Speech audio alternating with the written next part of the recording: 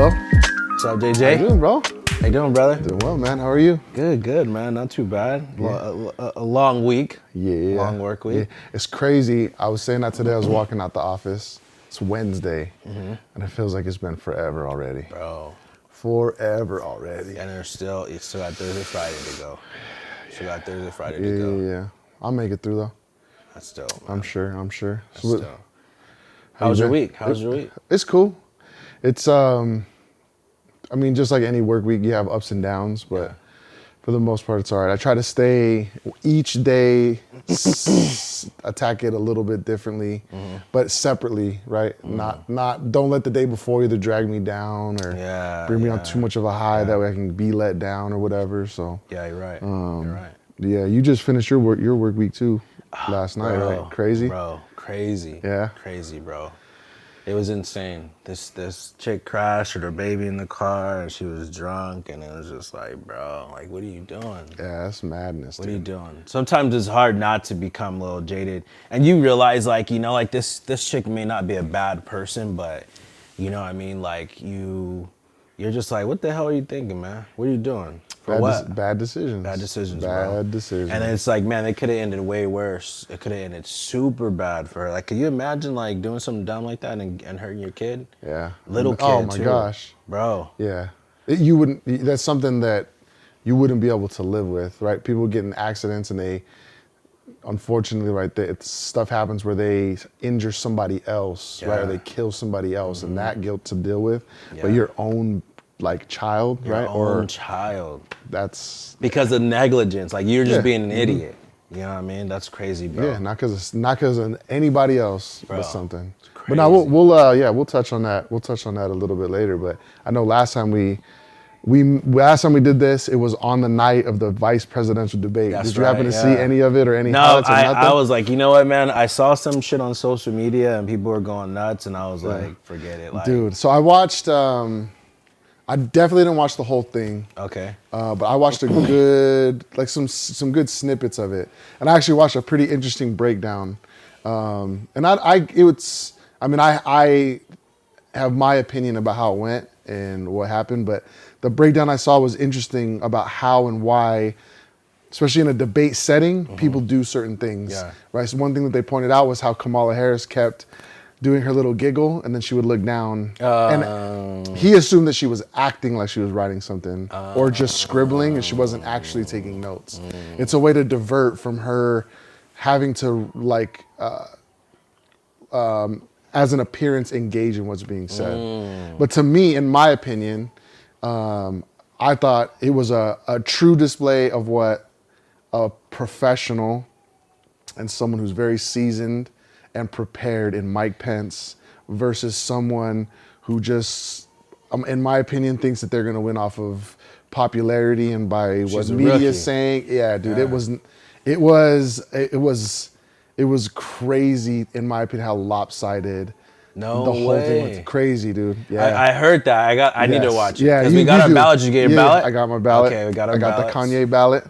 Oh yeah, Kanye's on it. Yeah, that's crazy. But so this will be, and I'm going to, but this will be the first time I've ever voted.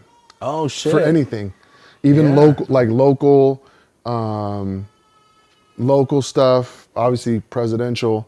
Yeah. I've always been into the mindset of, like, who cares? Yeah. I don't pay enough attention anyway. Yeah.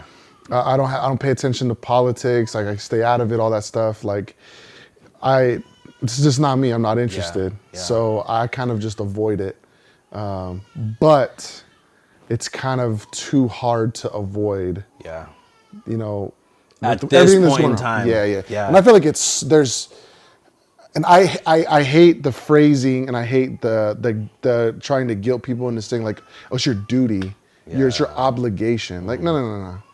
I live in this country and I have the freedom to do what I want or not do what I want to do. You're not gonna tell me I have to vote. Yeah. And you're not gonna tell me that, oh, if you don't vote, you don't get to say anything. Watch me say something anyway when I don't vote. No, you're right. I understand what they're trying to get at, but I don't think they really think about it when it's happening. Because if someone feels the way that they feel, I will disagree and I will have a conversation with them, but I'll never be like, oh, well, you you're not allowed to say anything because you didn't vote. Of course, you still have an opinion. Yeah, of course, it yeah, still you're right. matters. You're right. Of course, you can, you know, You're right. you can say whatever you want, whatever we can disagree, whatever. Yeah. But yeah, this will be the first time that I actually take the time to sit down and vote. But I do have to do some research. I don't know much about the props. Yeah. I know a little bit about, for like mayor, I know a little bit about Andy Melendrez. Okay. Because he's on city council. I don't know. Already, that's right. Already, yeah. I don't know too much about Patricia Locke Dawson. I know. I looked at both of them up, right? I was Yeah. reading a little bit, and Lucas was our little brother Lucas. He read a little bit up on Andy, and he was saying that he read something where Andy wants to make Riverside a sanctuary city, and he wants to create like more housing for homeless to help deal with the homeless problem. And Patricia Locke Dawson, he read it something, an independent article or something where it was saying she's like a small business owner. She wants to help make homelessness, like for us to deal with our homelessness problem here, which is getting really bad. For sure. So supposedly it's up like 33%. It's a 33% increase in homelessness. And part of the problem is like you have Banning, Beaumont, Redland, San Bernardino, where they don't really have the infrastructure for Right. mental health. Yeah. To where like at night or where you're getting all these calls and the agencies are getting these calls, they're the only place to bring these people are down to Riverside. Yeah.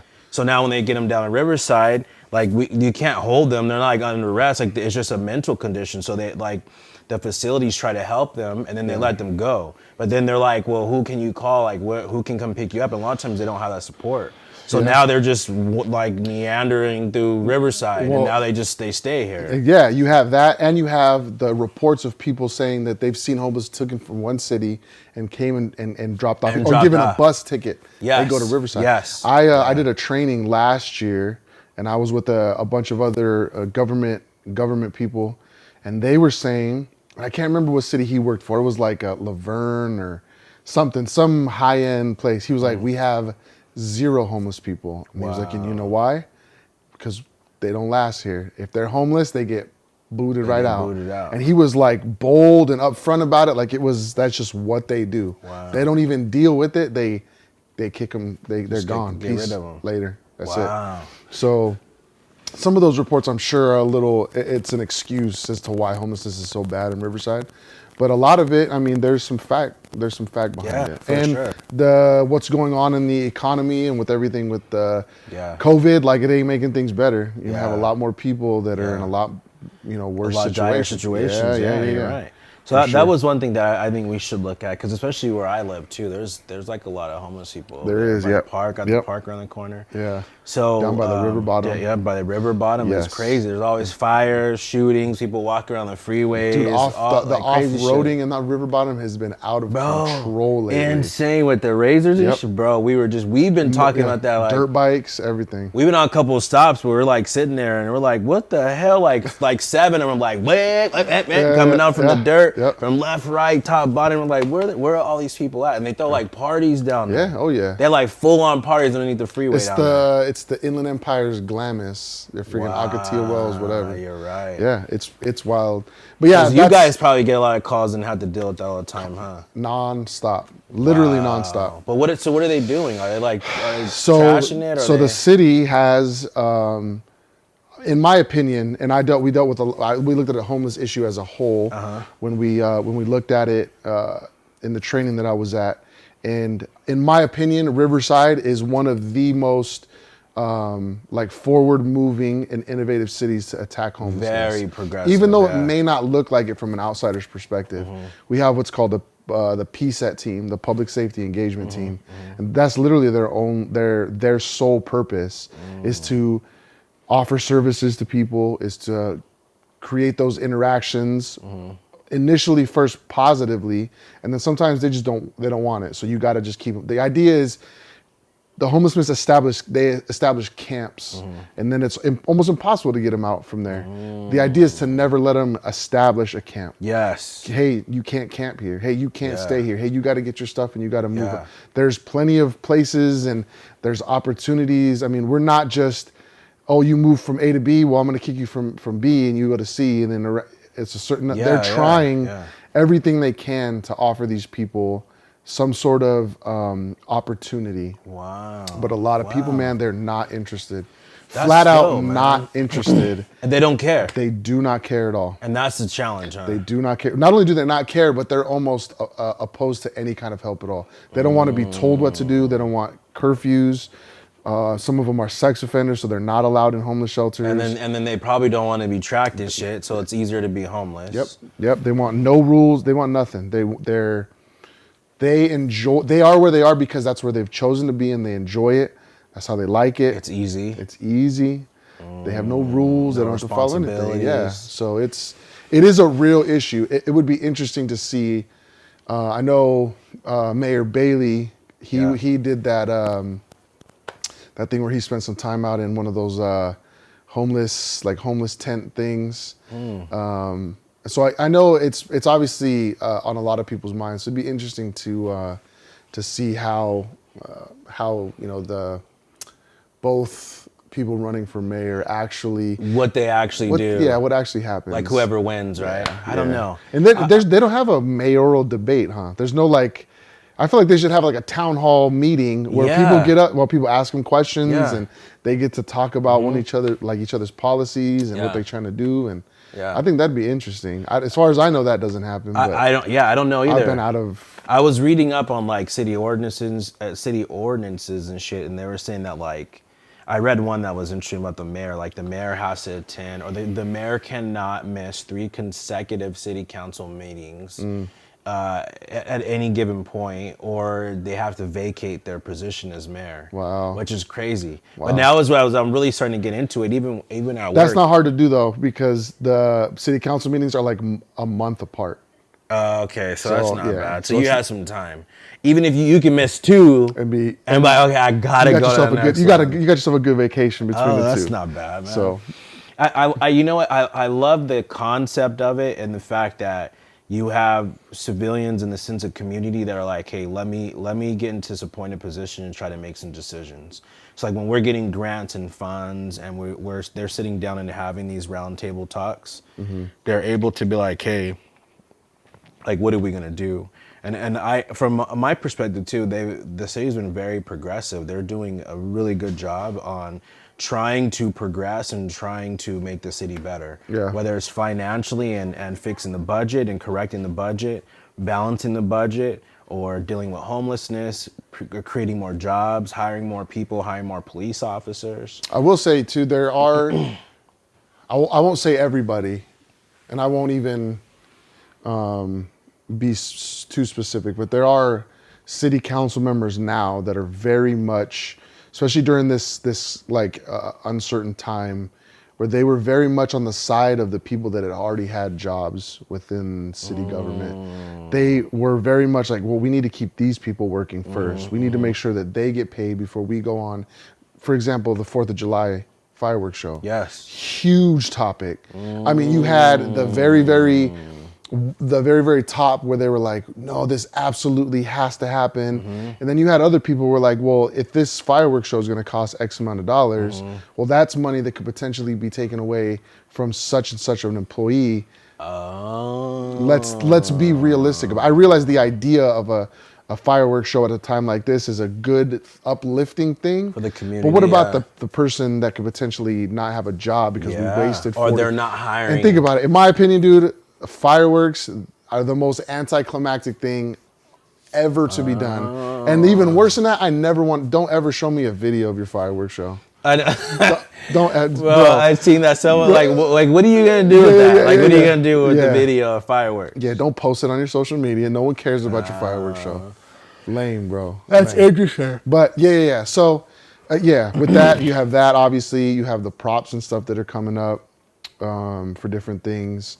And then, obviously the big one, the presidential election, which will be very, very interesting. And although I still hold the same sentiment that my vote necessarily for president doesn't count, because we're a democratic state, they're gonna vote Democratic. I'll do it. I'll do it because it's on there. So we'll see. It's funny, we always talk politics, but we never talked about actually voting. Like, hey, did you go vote, Jay? Like, no, we're just like, hey, bro, what do you think? You know what I mean? We've always talked politics, but we never. Because I didn't vote until shit, I didn't vote till Barack Obama. And when Barack Obama came through, I kind of felt like I liked Barack Obama as a senator and what he was doing, and I started to follow him. And I have my waves where I start following politics, and then I don't, because I get tired of that shit. Yeah. And that's just whack. And it's very hard to know what's real and what's not. Yes, that's right, how I feel. Right, Yeah. it is, man. And then when Barack came through, it was like, okay, do I vote for Barack or who was the guy he was running against? McCain, right? Yep. I just did not like McCain, man. I didn't like him. And I don't like politicians. I'm an independent. I'm not a Democrat or Republican. Yeah. I love talking politics. I don't get mad about it. I'm like, the fuck am I gonna, like, really? Like, what are you getting mad about it for? Like, it's a waste of a day. Yep. So I'm just kind of like, I don't know, man. I really, I'm a person where I look at like the quantitative or the qualitative aspects in an individual's character or personality, and we cannot tell that in these people. Like, we're just reading like a small little snippet in our ballot books, right? Or you're hearing these things that they want you to hear on TV, but how do you know, like, what's Barack Obama's real intention? Why does he want to be the president, and what's he really fucking intend to do? And the hard part is you never really find out until after. Yeah, you never know. You never know until it's already passed. And that's so and then you're shitty. like, dang. Yeah, so shitty. This was a waste. Or, Yeah. oh, hey, man, I made a good decision on this one or whatever. But And that can be stressful, because if you're thinking about it and you're like, hey, I voted for Barack Obama and then Barack Obama didn't do shit, you're like, fuck, like, you're going to feel real shitty about yourself. Or you're going to feel like, damn. Or if they do the wrong things, or they do all their policies, every decision they make is contrary to what they ran for, you're like, damn, like, I voted for this guy. Yeah. You know what I mean? Yeah. You're like, well, what do you do? It's like with Donald Trump. Like, Donald Trump, when you look at some of the policies and some of the shit he's done with trade with China, it's like, dude, that's legit. Like, we've been waiting for somebody to do that. Yes. But he's a fucking, he's not diplomatic. He's a loose cannon for sure. He is a fucking, like. He's a loose cannon. It's like, look, you are the fucking president, you won. Yes. Just handle your business. Take care of all this shit you've been taking care of and call it a fucking day. See, I see it too, though, like, I personally don't mind it. I don't mind the brashness. I don't mind, because although I do to some extent expect the person who holds the highest position possible in this free nation to hold himself to a certain amount of decorum. Yeah. He's a man, a flawed man, a sinful man, a prideful man. Everything that I am and that everyone else is, he's too. The same. Elevated to a certain degree, right? Because of who he is, like him growing up in his New York background, being such a businessman. So I'm like, that's not what's gonna sway me. It's for me, it's foundational, right? I will never vote Democrat based off of a very big reason that I am 100% pro-life. I can never vote for somebody who is consciously and deliberately pro-choice. I can't. I'm not going to do it. It goes against my foundation. It goes against what I believe. It goes against. For me, it goes against all of that stuff. So that's a very big, like, foundational aspect of why I will vote. I will 100% be voting Donald Trump. Without question. But again, people are like, oh, well, what about this? Well, what about that? Okay, bring up all the stuff, and it'll be a back and forth. It's what lines up mostly with what I believe, why I believe it. I don't just believe it because I'm a blind follower. Right? If we're gonna have a conversation about it, we can have it, but it's not because I have this blind allegiance, right, to something or someone. You know what I mean? There's reasons behind it. So. But yeah, it's you're right. We've always touched on the subject, but we've never talked about. We're like, oh, let's vote. We've never. But we really never really voted. I only voted a couple times, and mom's like on my ass, like, you, Johnny, did you go vote? Johnny, I'm like, Mom, I did. Johnny, Johnny, Did you get that? Johnny, go vote. And I'm like, okay, Ma. And so, but I'm just like, you know, and I think as we get older and as we get more evolved in our personalities ourselves, like, we're really like, we're gonna be reading and looking up on it, and it is. I kind of wish elections were longer, like there was more time. But then they were almost kind of given the opportunity to actually make some decisions. to where you can kind of see, okay, like where would they go and what would they do? Yeah. But then also like you're not just seeing an individual talk a bunch of shit. Right. Like you're seeing like, okay, so you want to be the president? Okay, well, we'll let you be an interim president for 30 days or 60 days or 90 days, and let's see what kind of decisions you make, and let's see how you deal with some of the shit that comes up. Yeah. Well, that's spot on with this whole thing that's going on with Ice Cube. Have you seen what's going on with that? I've seen it, but I didn't hear what he said. Yeah, he's got this plan. I believe it's called Contract Black America, something along those lines. It's a plan that he put together, right? He himself, it's his brainchild. He met with a bunch of everything, right? It's his thing. It was presented to both parties, right? It was presented to the Trump administration and the Biden administration. He came out and said, he's getting backlash because he's working with the Trump administration. He came out and said, I don't care who I'm working with. I don't care what side you're on. I presented it to both.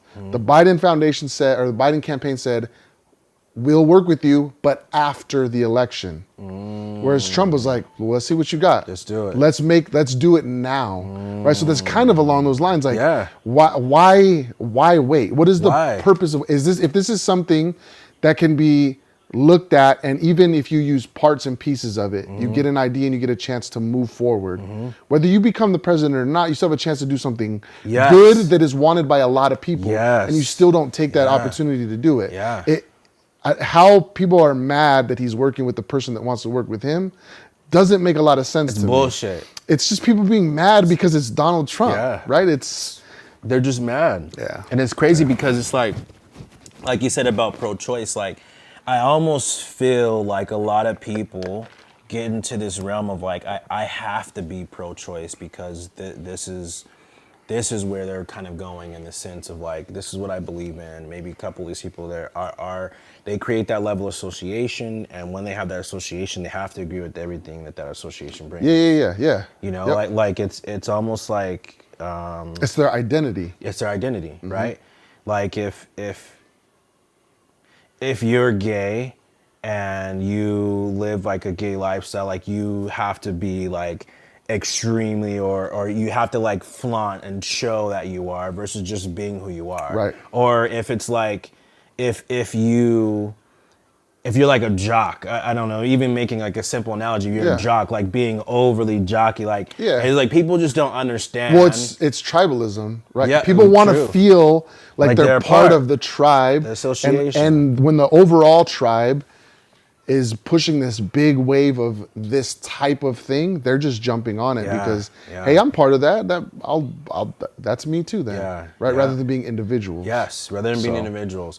And I see it at work a lot in law enforcement, where you get motherfuckers that think like, they kind of have this perception of what law enforcement is and what it's like. And then it's almost like they create this character and then they like live that character. Versus it just being like, hey, like, what is law enforcement and what do you do? Like, how do you truly live your life, and how do you...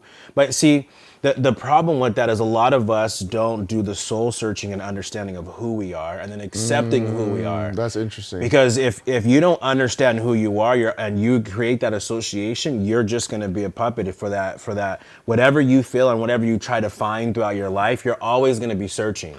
So would you say then that it's... people put their identity and who they are, like a police officer isn't just a job, but it's who they are, and all necessarily like the stigmas that go with it. They attach themselves to that because like, oh, well, I get a pass. I'm a cop. This is what cops do. I get that pass.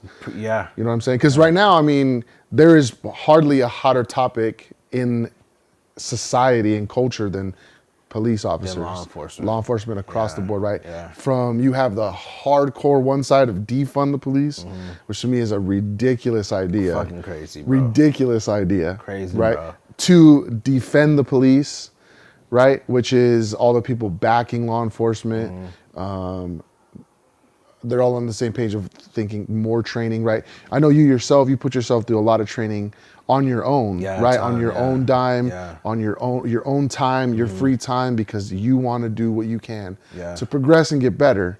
Do you think that police, do you think more training, and if so, what type of training do you think would be most beneficial as a whole to law enforcement, especially with what's going on now. Because I see it, and being somewhat of a martial artist myself, I think a huge area that needs to be touched on is self-defense, and like the close quarter interactions that you have with people. Because most of the time when you are interacting with somebody, it's within an arm's reach, within 2 arms reach. Yes. And in a quick move, right, it can be a lot closer and a lot faster, right? I hate the fact that chokeholds, quote unquote, are being banned. To me, the best way I can subdue somebody is put them to sleep. Fast. Then what happens? Then they're asleep. I put handcuffs on them. It won't even hurt. I'll just out. That's it. Handcuffs on it. Now we can deal with it.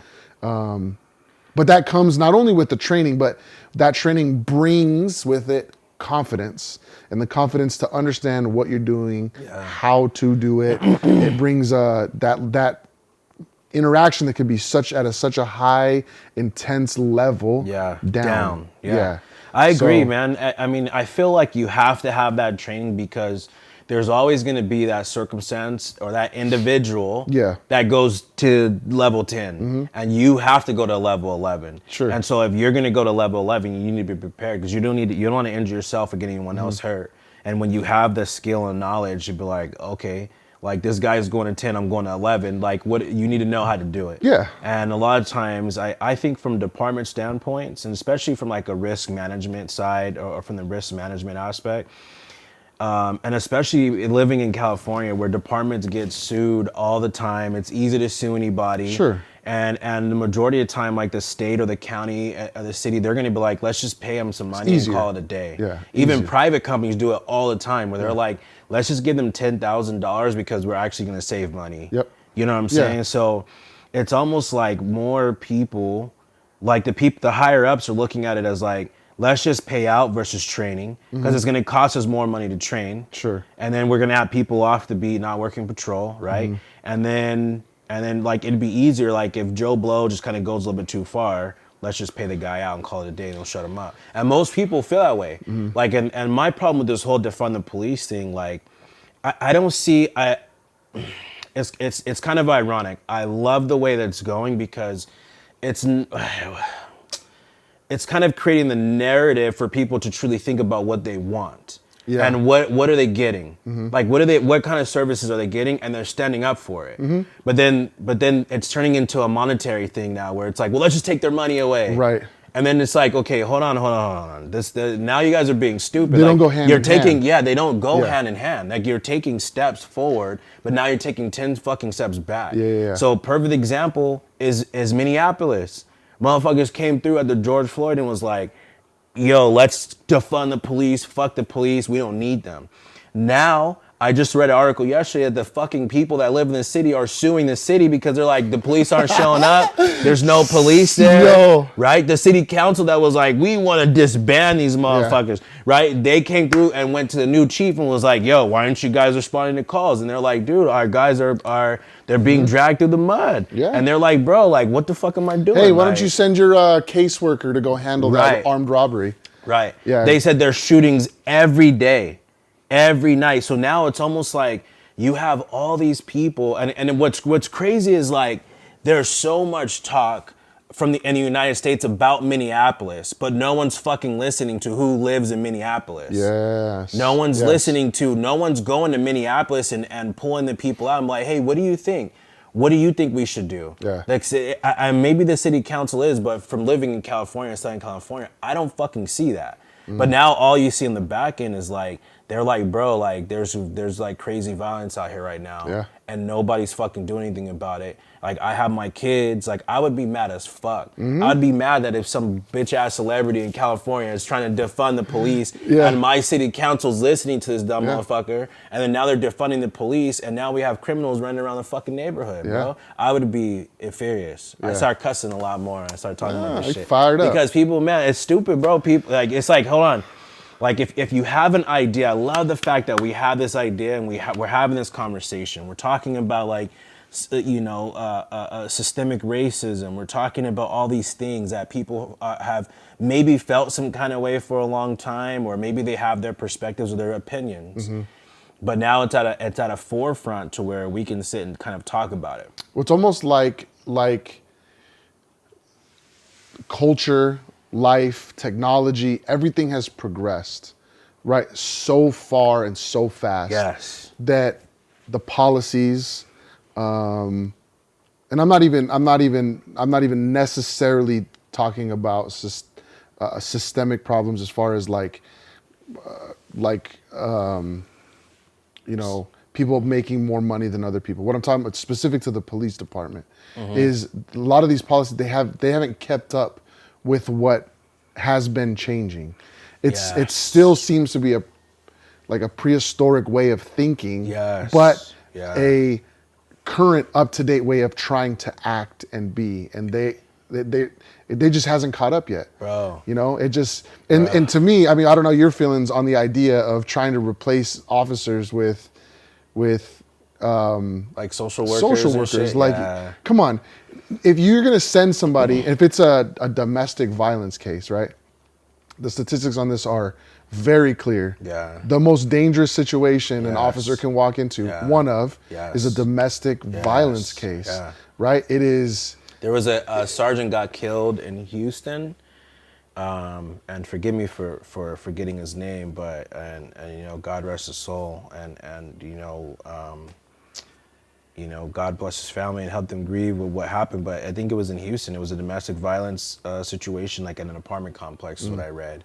And he showed up and got shot. He got shot, I think he got shot in the head and the neck or something like that. Something upper torso, way upper torso, or some shit like that. And he died. But it's just like, and he was just fucking, he's just responding. And who knows? The guy's probably beating that shit out of his wife or something, and he's just responding to help. Well, I know a lot of times too, the case is the officer will show up because whoever's, say for instance, the man is abusing the wife is called or whatever, or someone else called and heard. A lot of times when an officer shows up, the woman will jump on it will have the man's back. Yeah. Right? It's kind of what that abuse creates within that relationship. But then the officer's not only dealing with one, now he's dealing with the other. With two, You know what I mean? So it's difficult. Yeah, good luck sending somebody, some and here's the problem. Young, unqualified young lady to go handle something like that. And who doesn't really get that experience, because when you look at the level of experience an officer has with how many calls we deal with on a daily basis and how many things and how the different types of calls that we respond to, right? You're gaining a lot of experience and knowledge really fast, right? To where it's like you can take the money away from the police department and put like some Joe Blow that maybe gets exposed to this shit here and there. It's gonna take them a longer amount of time to truly become experienced. But if not, the only way you can speed that up is by putting them in a position where they have a shit ton of training. You're gonna pay a lot of money for training. Yes. You're gonna pay a lot of money to educate this person. On top of the education and time that they put in, like you're talking years and so much fucking time and effort for one person, one individual. So to create a force of individuals that do this job is going to be so much fucking money and time. But then it's almost like without laws, how do you back it up? Right. So is it just going to be a social worker that shows up and he's like, yeah, this guy's fucking beating her, all right? Like he whooped her ass. So now what do? A cop's still gonna have to fucking come to arrest the guy. You know what I'm saying? So like now you're spending all this money to implement this social worker, but what's happening? The likelihood of the social worker just showing up, seeing that, and then calling the police without any other incident is going to be extremely rare. It's crazy. Yeah, it's going to be way more elevated than it has to be. It doesn't make any sense. Or what do? You have the social worker write a report, send it to the district attorney's office, and now the district attorney decides like, okay, yeah, we need to go after this guy. So then what are they going to do? Send a police officer? Or they're going to fucking hire a shit ton more people, and then they're going to send someone with some type of law enforcement credential to come and make a forceful arrest. And now you're entering someone's dwelling. The 4th and 14th Amendments are going out the window. And because a crime has been fucking committed. At the bottom of the day, it's law, and you have these motherfuckers with big mouths that want lawlessness, and that's what it comes down to. At the end of the day, you cannot have a community where men are beating up their fucking wives. And because what's that going to eventually get to? And we know statistically they will eventually get killed or hurt really fucking bad. Yes. Now we have young kids that are growing up and watching their mom get their ass beat. Perpetuating that cycle. Yeah, it's just crazy. Yeah. And now, so like, and then it just becomes normal. Like the morality behind it is just outrageous. And it's like, who the fuck, like in their right mind, would sit and be like, yeah, defund the police, we don't need them. And it's just like, no. We enforce the law. We have to have law, and who's gonna fucking enforce it? It's the same type of people that have the same sentiment when it comes to firearms. And it's the people with the money and the politicians and the celebrities that say ban guns, ban firearms, but what do? They hire security because they can afford them, and each one of those security guards has a gun. Bro. Right? All those same people that are saying defund the police, we don't need the police, we don't need laws, we're civilized. Yeah. Yeah, when some dude comes kicking at your door, Yeah. then what are you gonna, all of a sudden you're not gonna be shouting the same sentiment. Yes. It ain't at your front door yet, but people are, again, they're jumping on this identity that they want to be part of without actually taking a logical step back, thinking about it and being reasonable about it. Yeah. It's unfair. It's completely unfair. And like I love to shoot. I train a lot. And you and Ronnie are great fucking shooters, by the way. Pew, pew, pew. Assassins. I started with a water gun, that's why. with the blow dart. Dude, the blow dart gun. The blow dart gun. Yes, sir. We put holes in your wall like crazy. I remember shooting specifically, this was in your room, you had remember with the pieces that came in the CD case? Yeah, right? the little posters. Yeah, sometimes it was a poster, but it was usually just a little book. Yes, yeah. I can't remember what Jay-Z album it was, but he was throwing up the rock, and we used to shoot the blow dart. Familia, right? We used to shoot the blow dart. Yeah, see if we could get the bullseye. Yeah, right in his hands. That shit was hard. Yeah. That shit, bro. You can fuck somebody up. There has to be like a real dart that can fuck someone that fuck up. Well, like, because we had like the little toy darts. Those motherfuckers are sharp, bro. I killed a spider outside with that dart gun before. Bro, see, you're an assassin. Pinpoint. You're an assassin, bro. And no one would even hear it. All you'd hear is game over. Like, is it windy? What the fuck was that? And then they're passing out. Look. That's some Ace Ventura stuff, dude. Bro, Ace Ventura shit all day long, bro. No, man, but it's like you do. Like I had a buddy who worked for a governor, and he was like, bro, we were stacked. They would go to other fucking countries where the countries are like, no, you guys can't have guns, and they're like, fuck that. We're finding a way to get guns. Like we cannot have our politician, we can't have our elected official here without having some type of protection. Like you have to fight fire with fire. And it's almost like, let's say I'm gonna use Hillary Clinton as an example, right? Like Hillary is gonna be like, we need to get rid of guns, yeah. But you know her ass is just stacked with motherfuckers that have MP5s. You got fucking snipers. You got some Delta Force Tier 1 ass motherfuckers that follow her around all day long that will kill a motherfucker in a second.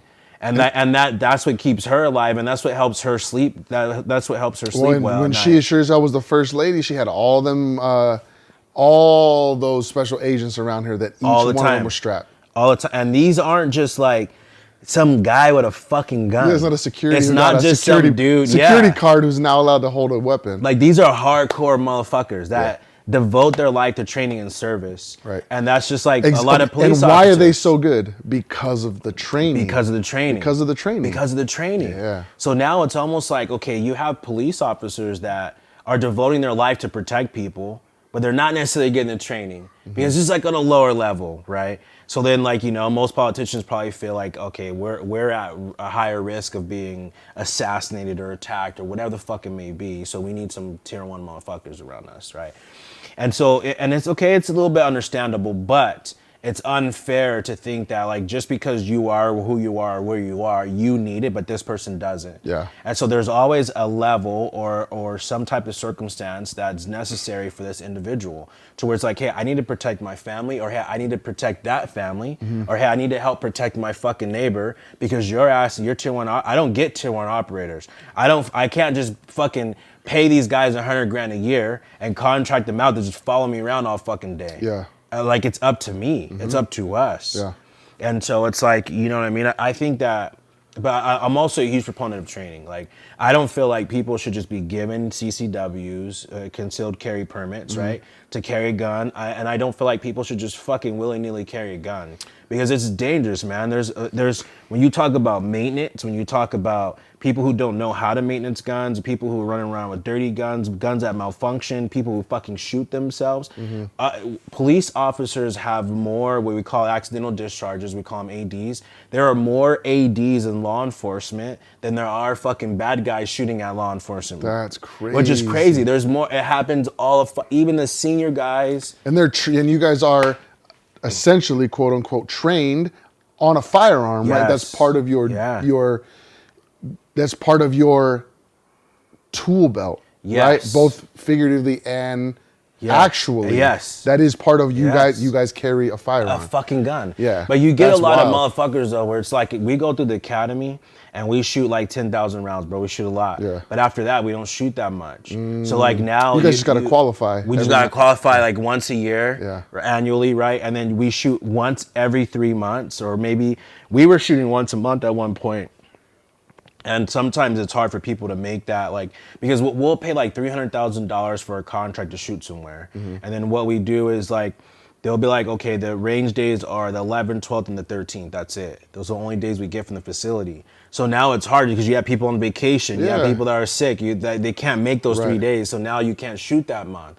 So the department went away from requiring shoots every month because now at the end of the year, you have so many people that miss shoots. Right. So now they go, okay, we just need you to shoot once a quarter, once every 3 months. But Crazy. shooting and working a gun it's the same thing, right? If it's not myelinated in your brain and you're not actually doing this shit, it's a gross motor function that will go away. Well, I like think you'll just kind of do shit sometimes, you're like, oh shit, or sometimes there's some things, or people don't educate themselves on their weapon system enough to where they don't really know how it works. Like, we have police officers that can't even disassemble their gun.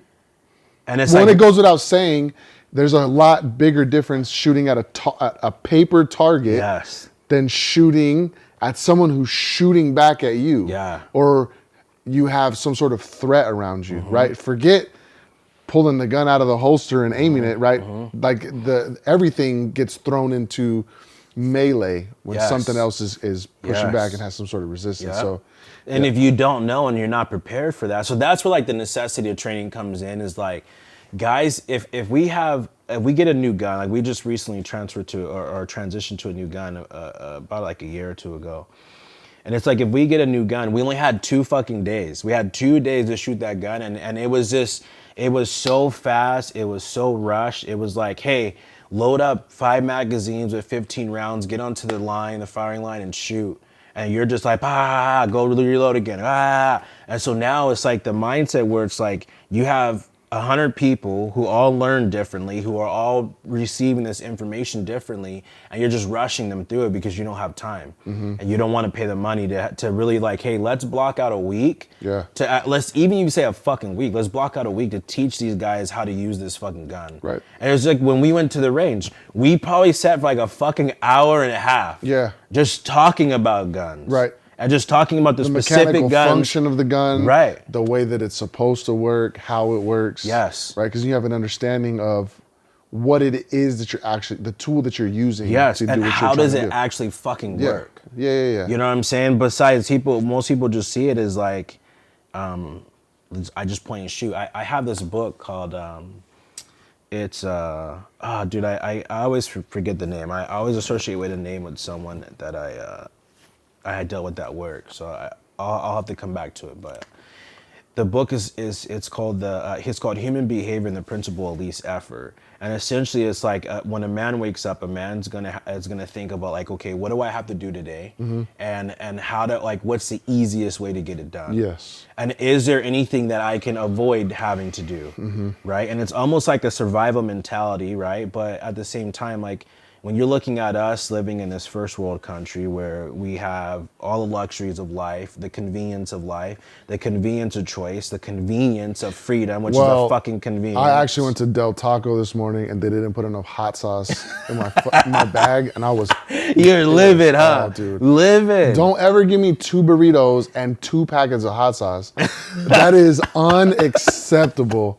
Y'all will burn a Del Taco Bro, down. you're like, what the fuck am I gonna do? 1 pack per burrito. Nothing. Like, that motherfucker was not Nothing. thinking, bro. No. They weren't thinking. No. There's So something our wrong. problems are real too. But Yeah, I agree. Okay. But we've Yeah. earned That's true. that right. That's true. We've had motherfuckers that have died for that right for us. We have motherfuckers that work hard for that right for us to have. And it's like, hey, I'm taking full advantage of that motherfucker. Absolutely. Like I want at least 4 to 5 packets of hot sauce in my fucking burrito. And if these people don't get it right, we're gonna have problems. Game over. I'm driving back through the fucking I will be a Karen all day.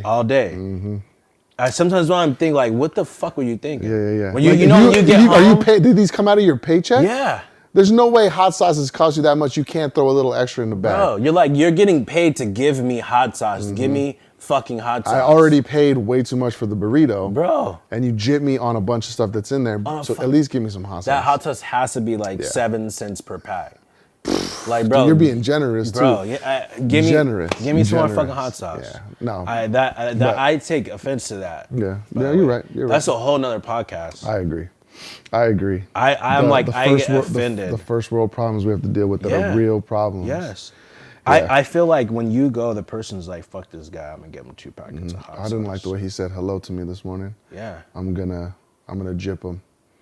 Like, I know someone's gotten in a fight before over that shit. Like, they've gone back like, hey, you give me 2 packets of hot sauce, meet me outside. I don't leave now before I check my hot sauce. They'll hand me the bag, have a good day. I'll have a good day after I check my hot sauce. Make sure it's all in there. You know what I do? I just be like, can you put extra, please? Yeah. They're like, I put a lot. No. I said extra. Yeah. You put a lot, but still not enough. Yeah, and then and then motherfucker tries to give them 1 and 2, but okay, motherfucker, I'm gonna catch you. I'm gonna pull your ass over, and we're gonna have fucking problems, bro. You think I'm gonna forget? Yeah. I'm like, you that motherfucker that skimped on my hot sauce. Still wearing the baker's shirt. I know, yeah, and then fucking hat. You know, motherfucker be walking down the street with the fucking apron hat, the hair down. I'm like, motherfucker, why can't you put that on when you get to work? Put on a t-shirt or something. Yeah, like that's weird. That's weird. Yeah. That's No, weird. I feel you. But anyway, we're getting off topic. yeah. But yeah, man, I mean, when it comes to guns, you got to be responsible. Like, I think people with CCWs and look, I love Dad. Love Dad. Dad's getting old. Dad has bad eyesight. And most of the guns made ever are bigger than him. Yes. So All Dad's rifles are taller than him. And like when I go places with Dad has a CCW, and I'm like, Dad, when's the last time you've been in the range? well, he uses it in full effect every time. Strap. Always. Dad's always strapped. To be fair, he is a smaller man. He doesn't hold much advantages other than the fact that he'll probably hit you with that. He'll hit us with that. He be telling us like, hey man, I'm gonna shoot you motherfuckers too big. I'm gonna shoot your ass in the knee. Don't fuck with me. I'd be like, fool, you better hope you're fast enough. You better have your glasses on, motherfucker. Yeah. But it's almost like, I think about that. I think like, man, like, That's true. hey, I that's Pops. Like, we love, Yeah. that's Dad. Like, but at the same time, like, someone that's older and you know, when your eyesight's starting to go out, like, you need to be fucking required more. You should hit the fucking range once a quarter, even as a fucking civilian, to be like, hey, you need to qualify every fucking 3 months. Or we're gonna pull your CCW. Or we're gonna pull your CCW because what are you gonna do? What are you gonna achieve? Yeah. If you can't physically, and people need to realize at some point you need to give it up, but if you can't physically perform with that gun, then you don't fucking need it. Because you can potentially pull that shit out and shoot someone that you're not intending to shoot, and then get your fucking self hurt, and then now it's just like a bad situation. You're just adding more bad shit to a bad situation. I have a friend who his cousin has his CCW, and he said before he got, from what I got, before he got it, it was I'm gonna have my CCW. I'm gonna carry this thing everywhere. He thought it was like the dopest thing ever. When he got it and he started wearing it out, he was like, yo, now I have like a whole nother level. Like, I don't like wearing it. I don't like wearing it. I don't like bringing my gun with me because now I feel like I have this whole other level of responsibility, this whole other level of what, you name it, that's what he's got. Now it's weighing on him. It's weighing on all of that stuff. So, I mean, that makes sense to make something like that so stringent and so Yeah. strict on, and I think too, going back to the law enforcement specific training, it seems, and I've heard it said too before, it seems odd that it takes so short. All you have to do is pass, right, the academy. Yeah. But it takes so short amount of time to become a law enforcement. Yeah. There's all these other trades and professions and stuff that it takes you so much longer to get a license. Yeah.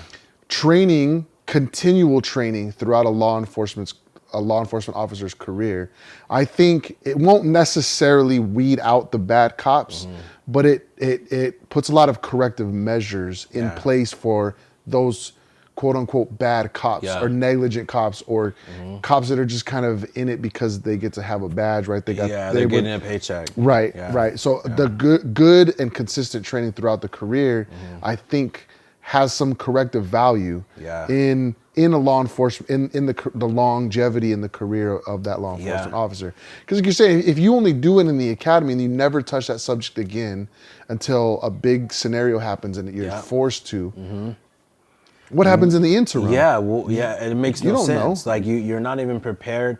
When your brain hits that fucking that time where you're like, oh shit, right? Your whole brain shuts down. Yeah. Right. And it's kind of like when we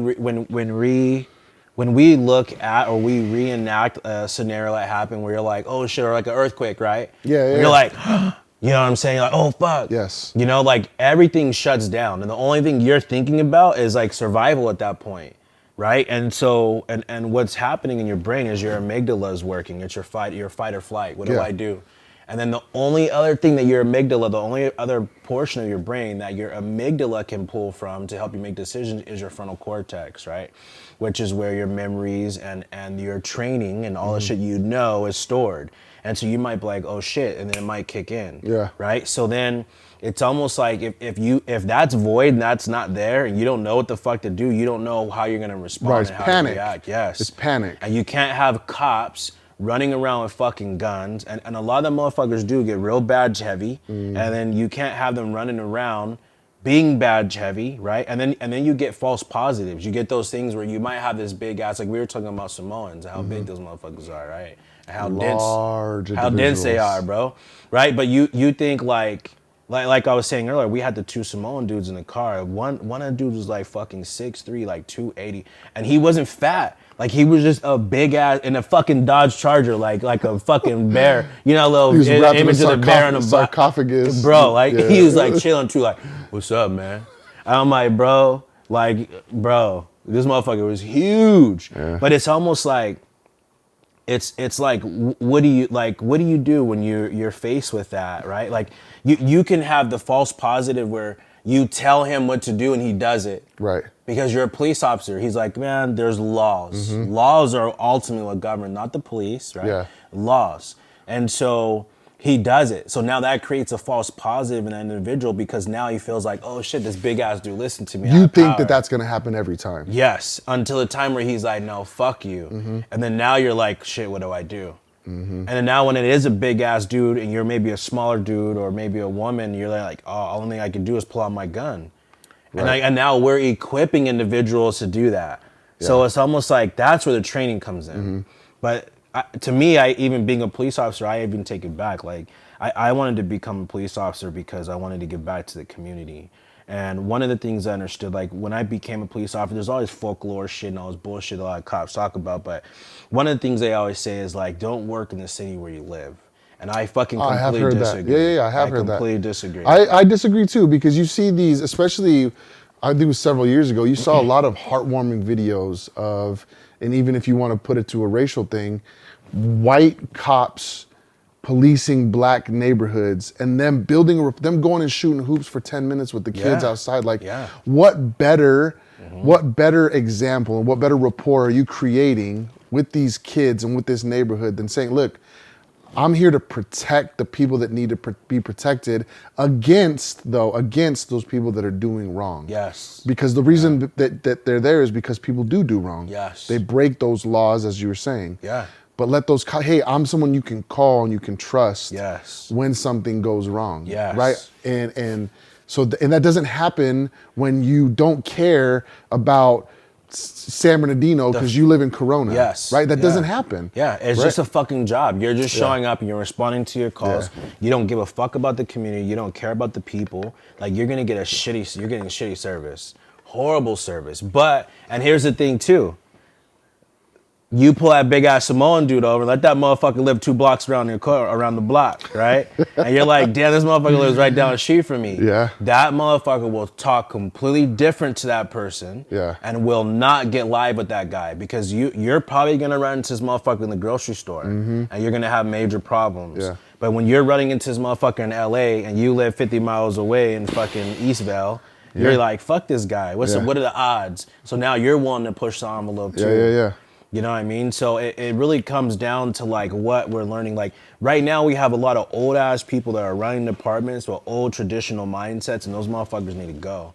And they don't want to change uniforms. They don't want to do like simple progressive shit to make the job better on a daily basis for the individuals that are responding to these calls. Yeah. And then now you have society is making it rough because a lot of people who don't know anything about law enforcement are talking shit. Yes. Now you're getting everyone fighting and shit. Yes. And what's crazy is like the motherfuckers are up top, and I always tell people this. I say, look, the laws are created, like judges and lawyers who interpret the law and enact laws have the most knowledge out there than we do. Whether it's like divorce lawyers, property, real estate lawyers, criminal lawyers, right? Criminal defense attorneys, whatever it may be, right? Like they can interpret the law and they practice for years in books of like, what is this law and how do we fight it? Right. What's been the history of it and what do we do? Right. Right? And then you get this police officer that fucking gets 6 months on. You tell him, hey, this is the 4th and the 14th Amendment. And then now after 6 months, the motherfucker is supposed to go out there and start kicking down doors and understanding what the shit is. Like that makes no fucking sense. Yeah. But then it's like, all right, give me my badge in 6 months, but give me the fucking ability to truly understand what I'm doing. Right. But then a lot of people, the principle of least effort, a lot of cops are like, I don't fucking care about that. Like, as long as I get my 6 months and I do my shit, who cares about the rest? Right. So now they're not proponents to fucking progressing either sometimes within. And then you have these old guys where your commissioner's been on for 35 fucking years. And now, how much fucking work is he really gonna put in? Like, how hard is he really gonna work? Like, this motherfucker is getting ready to retire. Yeah. Like, he wants to get his government job, work in this job for a year or two so he gets his fucking pension, The full and then he's pension of gonna that fucking position. leave. Yeah. So what kind of real policy and change is that motherfucker gonna enact? Yeah. He's not gonna listen to you. When you have young officers that are coming up with good progressive ideas, he's gonna be like, but next. Right. You know what I'm saying? And now Don't you have don't fix what ain't broken. It's their mentality. Yes. We wrote this policy back in, I'm studying for the sergeant's exam, and the policy I'm reading right now was last revised in 1999. Yikes. And I'm like, damn, dude, this is old, bro. Y'all was still driving Crown Vics back then. Bro, I think they had some fucking other old ass car, some prehistoric shit. Yeah. The motherfucker had a carburetor. I guarantee it did.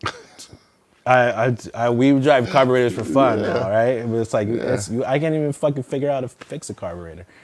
But anyhow, it's like, that's the dumb shit. But now, like, even through time, you've had these old ass guys with these old mentalities, with these young guys that are progressive, and they're holding them back. So now all these guys' mentalities or ideas are getting shot down. So as they progress through the years, they're just like, fuck it, whatever.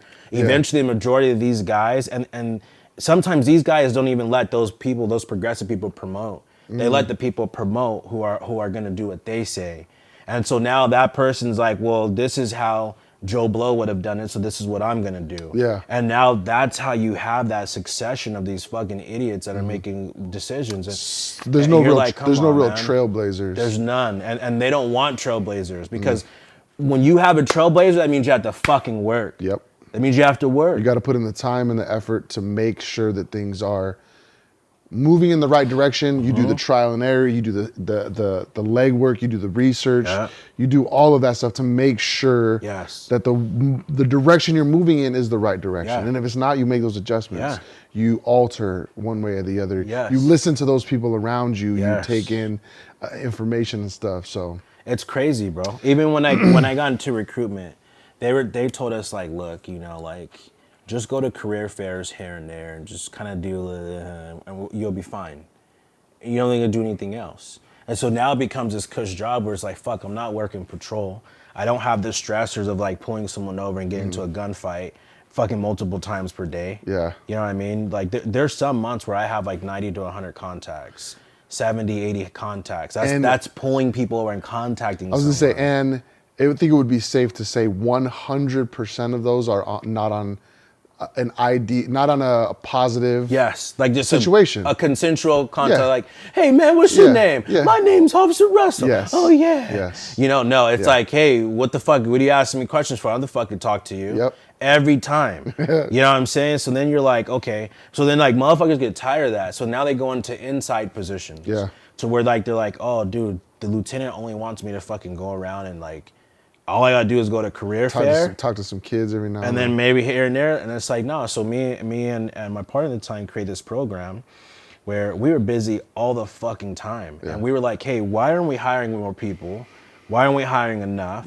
Like they had this idea about hiring black people. They were like, oh, 7% of the state's population is black, so we have about 7% of the department, which is like, no, we don't. We have way less black people.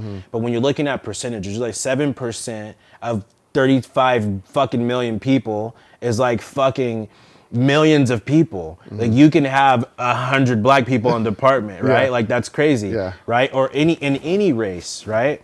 And it's like, it's like the majority, even right now in California, there was a little census poll done with the state where they were saying that like there are like California is 42% Hispanic or Latin, of like Latin descent, but only like fucking something like 29% of the department was Hispanic, of the state of our state police agency was Hispanic, right?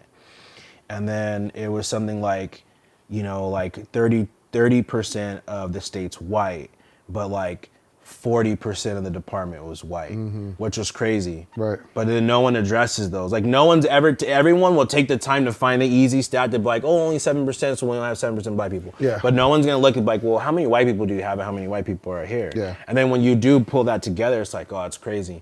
And for us in law enforcement, we don't look at it as like this black and white and Hispanic or Latin thing. It's just like, hey, who wants to work in the community? Who wants to come and fucking bust ass, and who wants to do the job right? Well, that's perfect. That perfectly leads into what I was gonna ask is those statistics are. I mean, you can find those obviously in every single area of anything, right? Of anything. Yeah. Do you? Because I feel like I don't care who does it. I don't care what they look like. I don't care what they claim to be. I want the best person for the job. Yes, Whether that is a black man, a white man, an Asian man. To me, I don't care what ethnicity and race. The statistics are what it, so I don't care what the person looks like. I don't care what their ethnicity is. I want the best, and this goes for absolutely anything, especially law enforcement. Yeah. I want the best person for the job to be Yeah. doing that job. Yes. But I have a big problem with the sentiment of, oh, we don't have enough of these people in this position. Yeah. We need to make sure these people get to this position. Yeah. That's not really like what benefit is that of, even of let's say it's Hispanics. What benefit is of it Hispanics to push them into a position that maybe they don't want to do or they don't qualify for, but you're giving them special treatment because they're Hispanics. You need to fill that quota. Yeah. To Or they're me, not going to give 100%. yes, it doesn't make sense. I want the best, and the best person may be a person of Hispanic, maybe a black guy, maybe Yeah. a Mexican dude. Yeah. It may be for sure, but it may not be, and that's not wrong either. Yeah. Right. That's where I feel like all these people that want all this special treatment and they want these things to be given to them, it doesn't benefit you as the person, and it doesn't benefit us, because then we see you as you didn't even earn it. Yeah. You got it because of the skin color you have. Yes, You yeah. got it because this lineage that you come from. Yes, And yeah. that doesn't benefit anybody at all. Which is bullshit. And that's through and through, Yeah. whether you're white to black and all the shades in between. And you know what I mean? Like I've never agreed with it, man. And I never understood it. And I'm just like, look, especially being a police officer, it's a very difficult job. Yeah. It's very difficult on your family. It's very stressful. Like We gotta have motherfuckers that are gonna show up every day ready to do their job, and they want to. Because when you have the motherfucker that's mad, he's been arguing with his wife, he's on the fucking verge of a divorce, and now he doesn't really care about this job, he doesn't care about the fucking community he's in, and he's showing up to his job. Like, what kind of fucking service? You're not gonna get any service out of this motherfucker. If you show up and you're not listening, he's automatically gonna fight and argue with you. You know what I mean? Like, I just always feel like if you have more motherfuckers from the neighborhood that wanted to step up and help protect people in the neighborhood, that makes, it was almost like the invention of gangs. Like, they were trying to protect each other. And it was something, I guess, to a degree positive in the sense of protection, but then it just flipped into the shit of like, hey, let's fight each other, let's kill each other, and now they're fucking shit up. Now they're robbing people, fucking B&Es at the house and shit. Like, now it's gone too far. So there has to be laws. And for the most part, gangbangers kind of politic themselves. Right. They set in within themselves certain terms and policies that they abide by. Right. So they're it's almost an implementation of the exact same thing. Right. Law enforcement wise. Yeah. So would you say obviously being a law enforcement officer and now factor in the height of defund the police and the height of this Black Lives Matter movement and all that comes with that, would you say you being a black police officer, it has changed for you since all of this has gone down, or you've seen a shift, maybe even with your coworkers or with the people that you pull over? Has something changed? Because I've heard stories, right? You hear stories online and stuff about a black officer pulling over a black man and him saying, oh, you're a race traitor, you're this, you're that. So would you say that since everything has gone down and since all of this has happened, would you say that things have gotten more difficult or they've just gotten strange? I would say things have gotten more difficult all the way around, because you always have, like, the black community has always had some strife of law enforcement, and rightfully so, right? Like, when you look at back in the days, motherfuckers get fucked up. And there's crazy shit. Even dad has a picture when he was like 11 years old, and it says like colored only, or there's like a black water fountain. This is in Virginia when he was like 11, bro. Like, that was when we met each other. Like, we didn't have to live and shit like that. So it's almost like, even though I didn't grow up in that realm, like I still see it because I hear it from my dad. It's real, because it's like, fuck, my dad went through that. You know what I mean? He's from Virginia, where there were some racist ass motherfuckers out there, probably still are. There still are. But you know what I mean? Like, so it's always there. So like, especially with a lot of black people, like you pull them over and they see it's a black guy, like they automatically expect you to let them go, let them do whatever you need to do. Like, you know, it happens. I would never forget, man, like my first couple of years on, we pulled this black lady over. She was with her husband, and she was smashing, bro. She was doing like 98 miles per hour, just dipping, right? So we were like, we pull up to the car, try to get them to slow down, right? We call it like a little door, like, hey, just give them the door, right? Give them a white door. So you pull up to the door, and they see like, oh shit, it's a cop car. They slow down. So she's like, smashing, bro. So we try to get her to slow down again. Doesn't slow down. So we're like, all right, fuck it, like, let's just give her a ticket then. We pull over, rider scratch her tag. And my partner was Hispanic at the time. So he walks up, he's like talking, she's like, oh, fuck you. It's because I'm black, yeah, blah, blah, blah. And he's just like, and this motherfucker's far from like motherfucker, like he's not racist at all. He's a great dude. And I walk back, and I think it was my turn to write the ticket. So I write the ticket. So I walk back, and we do that for officer safety reasons. Like, we don't want to be switching and doing all this shit. Like, we stop the car, we get up to the car. We tell them why we stopped them, blah, blah, blah, make sure everything's good. We come back, write the ticket, and then whoever's out, because we take turns writing tickets. So it was my turn to write the ticket. I write the ticket. I walk back up to the car, and lady was like, just her jaw hit the floor. Like, you're giving me a ticket? And I'm like, yes. And we supposed to be on the same team. Yeah, like, you're black and I'm black. And I'm like, you were doing fucking 98 and 65.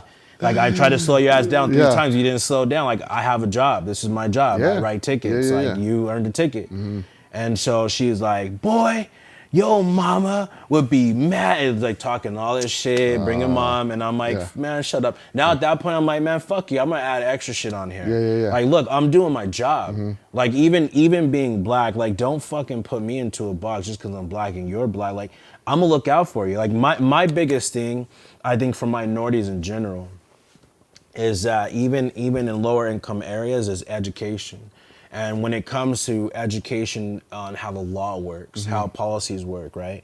Our department has over 10,000 pages of policy, which govern us. So even though people see police officers enacting the law, enforcing the law every day, we're not the ones that fucking make it. Right. We're just a pawn. We're just a pawn for the politics and the legislators and the people up top. So like, it's just like, well, how does that work? How do laws work? And when I arrest people, I'm telling them like, hey, this is what's gonna happen. Like, this is what I have to do. This is what you're required to do, right? This is what happens in court. This is where the paperwork goes to next. This is what you can request. This is what you can call the DA and ask. If you want to make a plea deal, this is what I've seen them do before. I give this knowledge out, not in a sense of like, hey, this is how it works. I don't need to fucking lie to you. I'm not here to trick you. I'm like, hey, this is the law. This is what I can do. This is what you have to do. This is what's going on here. This is what law allows me to do this. And now this is what you can do after the fact. And I get a lot of people that are kind of logical in a weird time where they probably didn't make a logical decision. They're like, oh, okay, thanks, man. I appreciate that. Yeah, that's interesting too, right? You bring up the aspect like the lady was saying, like she was shocked. Y'all supposed to be on the same team. I never, and it's interesting when I hear people they align themselves with people because of whatever. Like I personally will never, I never try to attach myself with a group arbitrarily. I'm never gonna say, oh dude, I'm team Norway because my mom happens to be Norwegian. That doesn't make any sense at all. Now, it's different when you're talking, right, sports and that kind of stuff, right? It's different, right? But the only people that I will that are my people that I claim is my family, my wife and my kids, because I have a stake in my wife in how we do things as a team and as a unit. My kids, because they're a reflection of how I'm parenting. But anybody else, right? Any other, name the race, name whatever that you're supposed to be part of the team of, never am I just gonna attach myself with that because I happen to have the same a style of last name or the same skin tone or anything like that. That to me, it just, I don't, because you at that point then now have to attach yourself with all the bad that comes with it too. You can't just say, I only want to be known for the good that they do. None of the bad stuff that they do. Because now you want to play both sides, and it doesn't work like that. It doesn't work like that. It doesn't work like that. So and then that's the exact mentality when I say I just want the best man for the job, right? Your mentality of I have a job to do. I don't care what you look like. I don't care who you are. You broke the law that I am required to enforce. Now I'm doing my job. This is on you anyway, right? So it's a our lives are just filled with decisions anyway. You've decided and made a choice to break the law. This is the consequence of it. It's a consequence. So now you deal with it. I'm doing my job. You deal with your part now. But people, again, there's no accountability. I've said this in conversations and not necessarily arguments, but I feel like I have the absolute number one best solution possible for everything that's happening right now. All this, the race talk, the police talk, the any of it, it's personal accountability. Not enough people take personal accountability for what happens to them and what happens, the decisions that they make and stuff. Now, you will never be in absolute control of everything, but you can control yourself and how you react and how you do things. And not every, and you're going to obviously talk stuff up to us in a sense that you're going to want to make yourself seem like you're right and you're in the right. But it's taking accountability for the decisions that's made, for the outcome of what happened based off of your decision. Nobody's willing to do that. They want to blame somebody else for something that happened, or for a position that they're in, or for something that they had to go through. It's to me, it's never. I don't. It doesn't make any sense to me, right? And I personally, when I lived in the, you and I have talked about this too. When I lived in the Midwest, I dealt with real Racism. backwoods racism, Yeah, right? Being called the N-word. I'm not black, Yeah. right? I was called Jamaican boy, all this stuff, Yeah, right? yeah. And like physical fights with kids that were older than me. All the time, yeah. You know, and getting away. And for a long time, I tried to. I thought of that thing of like, oh, well, I don't like white people because of this, but it's not every. I know 1,000 white people that I absolutely love. It's the person. Are there racist people? Without a doubt. Yeah, fuck without a yeah. doubt, there Fuck are yeah. people that are racist, but to blame everything on that without taking any accountability for yourself, Yeah. and doing things that you know that you can do to make better, there will be no progress at all. Yeah. In my opinion, I don't think there will be any progress. Yeah. And it's sad and frustrating, but at the same time, it makes me reflect and be introspective on making sure that I'm taking accountability for the stuff that I do. Yeah, true. Because it's important. True. It's important to me. Yeah. Right? It's an important characteristic that I want to have and I want to share with my family. And that the people that know me know, like, oh, if Jerry messes up, we know that I can tell him, hey man, you messed up, and he'll be like, all right, it won't be a fight. It won't be a fight on it. You know. Which is crazy, man. And the accountability thing is huge, bro. It's huge because it's just like people don't like grandma was from Arkansas, and grandma was born in 1930, and her grandma was a slave.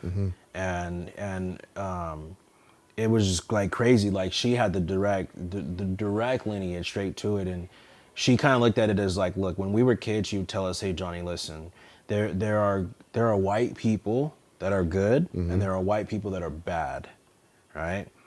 The white people that you find out that are bad, like give them the opportunity to find out, and when you find out they're bad, stay away from them. And she would say there are black people that are good, and there are black people that are bad. Right, and stay away from the bad ones, and congregate with the good ones. Isn't it crazy? Something so simple seems so wise, Right? But it is, Yeah. right. And that comes from a person like you're saying that's Yeah. got direct interaction with some of the harshest things that have been done to people, which is crazy. And I've never met anybody that has a great track record of personal accountability and them not be doing well both.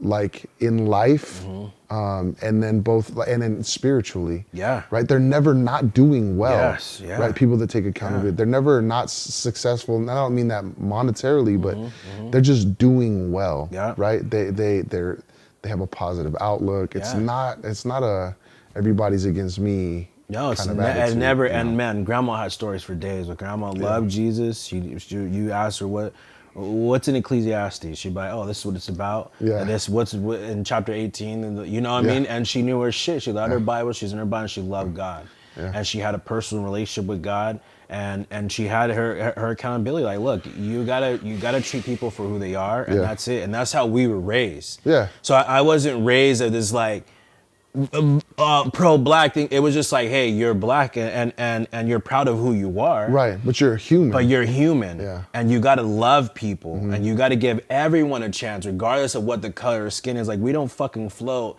on this color of the skin bullshit. Like, we were never taught that. Even from like dating women, and dad was like, look, I don't fucking care if you bring home an alien. Like, as long as she loves you, bro, like she could be purple, bro. Like, as long as she loves you, man, that's all I care about is your dad. Yeah. You know what I mean? Yeah, absolutely. And when you're taught that love and seeing past, like we never saw fucking skin colors. We just saw people. We'd be like, man, I don't like so and so. Yes. Not for any other reason than he's just he's not a piece of shit. Yeah, not a good dude. Yeah, and that's it. Yep. We were never like, bro, we're only gonna talk to black people. Like, I don't even, that doesn't even register in my mind. Yeah. It's like, it's not even logical. Like, but when you see a lot of people do it, white people do it, black people do it, Hispanic people do it, and it's just like fucking silly. Well, I can tell you this, Johnny, for sure, man, the mentality, and I think the way that you think about things and the way that you use the people that you've talked to and the experiences you've had and the experience other people have had and your willingness to just listen and take everything in. I mean, it makes you a super, super unique and like super solid dude, man. And I think that's why, like, a reason we connected, you know, because that's obviously not just something you've developed now. It's something that's been there, right, from the very beginning, right? And a lot was the same for me growing up too. You know, I mean, coming from a mixed race family, you know, it's that's a benefit. It's a benefit because you get both sides of it. You're getting so much experience. You're right. So, and it really has, like, the experience that we had as young kids and the way we took that information in, and it just helped us mesh that much more. But even to this day, it's like we just get it. Like because we don't move that way. Like we don't operate that way. Like we flow the same direction, and we're just kind of like, oh, okay, like some of the shit that we hear and a lot of bullshit that we hear doesn't make sense. But we look at it from our perspective, and it's usually the same. But it is, man. It's a righteous foundation. It's a fucking righteous foundation, and we need more people with righteous foundations. And I mean, I would have settled for somebody who at least stood for something, anything. Like, anything. And truly believe. Yes, but anything. But so many people nowadays are just so easily pushed around by whatever flows this way. They go that way. Whatever flows this way, they go that way. Whatever direction the breeze will take them, that's where they're fucking going. It's like, you're fucking whack. You know what I mean? And it's like, and you get a lot of police officers that are like that too. And you can't, like, there are something, we said this earlier, you were saying, like, when you have an elected official, like a president, to a degree, you have to act a certain way. And in law enforcement, it's the same way. Like, when you get into law enforcement, you know, like, look, I've got to bust my ass every day. I've got to work hard every day. If that's not for you, then don't fucking be a police officer. Amen. You know what I'm saying? Then you can't have this job where you want the allure of being a police officer or whatever the fuck they may think it is, but then you don't want to fucking work. Like, it's like, bro, go get another job, man. Go get a desk job, bro. This ain't for you. It ain't for you. This ain't for you. You have motherfuckers that show up and they're like, I don't fucking care as long as I get mine. You know, and you're like, bro. They're the ones that put the bad name and the bad stigma on the other people that do their best that they can wearing that badge. So it's easy for the group to be like, I just gotta take care of myself and my family, and it's just like, okay. And now you get this abundance of motherfuckers where it's like defund the police and they want to quit and they don't want to be police officers no more. And it's like, bro, you didn't do it for the right reasons then. Like, I never took this job to fucking make over 100K. I was never like, I was just like, oh, that's what I want to do. And I make 100K. Motherfucker. Both and. Bro. I didn't get this gut from nowhere, bro. I tell everyone, man, if you don't have a gut, it means you're fucking broke. You're fucking broke. The guys that go to the gym and work out, so they're fucking broke and they have to compensate. That's dad bod all day, son. Bro, dad bod all day, bro. Son. Dad bod all day. Our wives eat good. Shit. And often. And they feed me right. Bro. 260. We wouldn't have it any other way. Like a champ. Bro, we wouldn't have it any other way. Like a champ. It's healthy. Yes, sir. Yes, sir. Bro. Cool, man.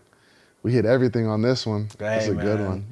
I feel like we can go for like 2 or 3 hours on this motherfucker. We could. But like we said, our personality is like, look, at some point in time, even in society, we gotta like shut the fuck up and just start working. Like, just do it, man. Take accountability for the decisions that you make, the people that you hang around with, the stuff that you decide to follow, right?